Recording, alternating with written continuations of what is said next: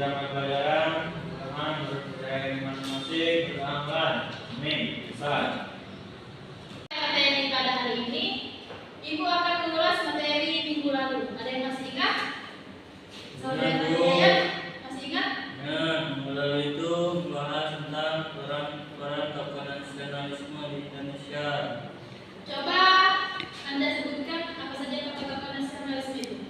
Yang dibahas kemarin itu Bu, ada dua peran itu apa? Tokoh nasionalis. Yang pertama Muhammad Amin, yang kedua Syarif Silaningrat. Oke, baik, terima kasih. Materi yang akan kita bahas pada hari ini yaitu tentang masa praksara.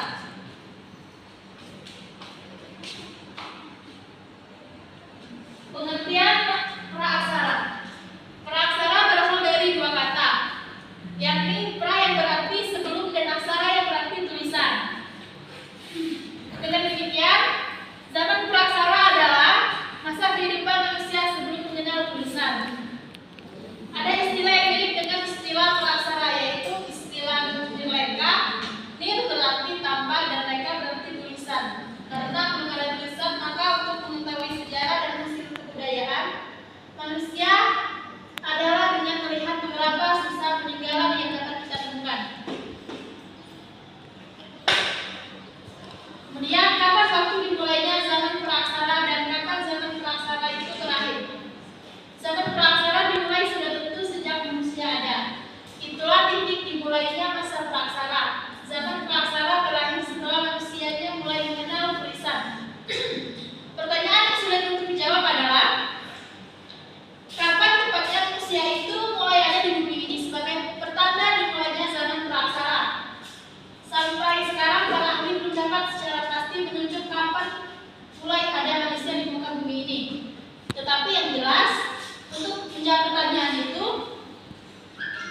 kamu perlu memahami kronologi perjalanan kehidupan di permukaan bumi yang tentang waktunya sangat panjang. Bumi yang kita huni sekarang diperkirakan mulai terjadi sekitar 2.500 juta tahun lalu. Proses alam terjadinya kepulauan Indonesia. Ada banyak teori dan penjelasan tentang penciptaan bumi, mulai dari mitos sampai kepada penjelasan agama dan ilmu pengetahuan. Kali ini kamu belajar sejarah sebagai cabang keilmuan. Bahasannya adalah pendekatan ilmu pengetahuan, yakni asumsi-asumsi ilmiah yang kiranya juga tidak perlu bertentangan dengan ajaran agama. Salah satu di antara teori ilmiah tentang terbentuknya bumi adalah teori dentuman besar atau Big Bang, seperti dikemukakan oleh sejumlah ilmuwan yang mengetahui seperti ilmuwan besar Inggris Stephen Hawking.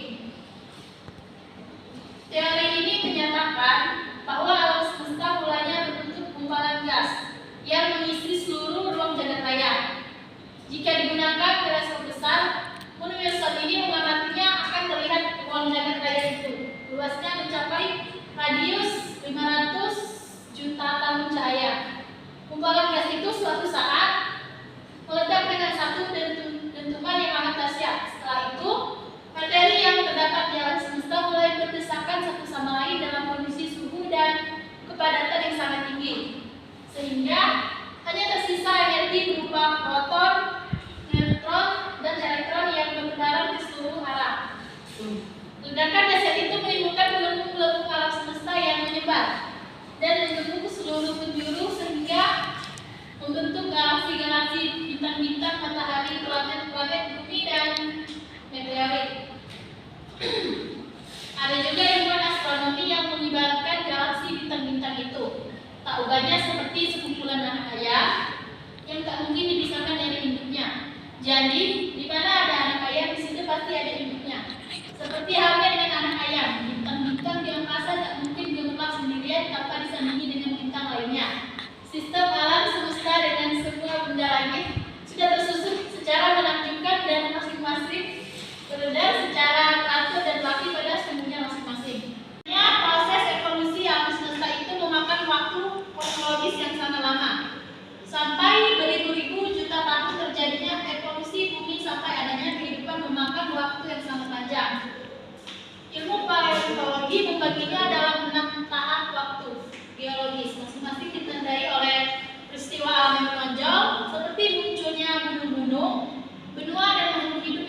sederhana.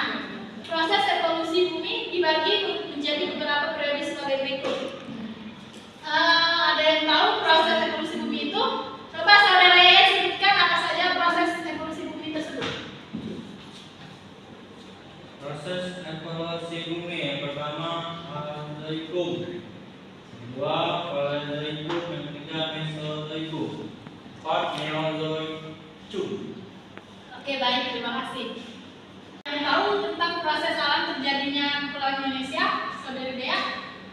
Proses alam terjadinya Pulau Indonesia salah satunya di antara teori ilmiah tentang terbentuknya bumi adalah teori dentuman besar atau Big Bang, seperti dikemukakan oleh sejumlah ilmuwan dan yang mutakhir seperti ilmuwan besar Inggris Stephen Hawking. Oke, terima kasih. Anak-anak, coba kalian simpulkan tentang materi yang disampaikan pada hari ini. Mungkin saudara Yayan. Nah, pada hari ini itu cara pengertian dari praksara. Praksara itu berasal dari dua kata, yakni pra yang berarti sebelum dan aksara yang berarti tulisan. Oke, terima kasih. Ibu akan memberikan tugas pada materi yang kita bahas hari ini. Silakan kalian rangkum, kemudian langsung kumpul ke depan. Anak-anak, apakah tugas yang ibu beri tadi sudah selesai semua? Jika sudah selesai, silakan kumpul ke depan. Baik, Bu.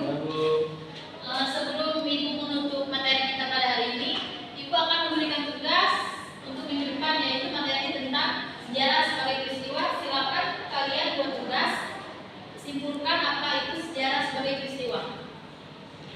Yang dapat ibu sampaikan pada hari ini. Dan terima kasih ibu ucapkan. Wassalamualaikum warahmatullahi wabarakatuh. Waalaikumsalam warahmatullahi wabarakatuh.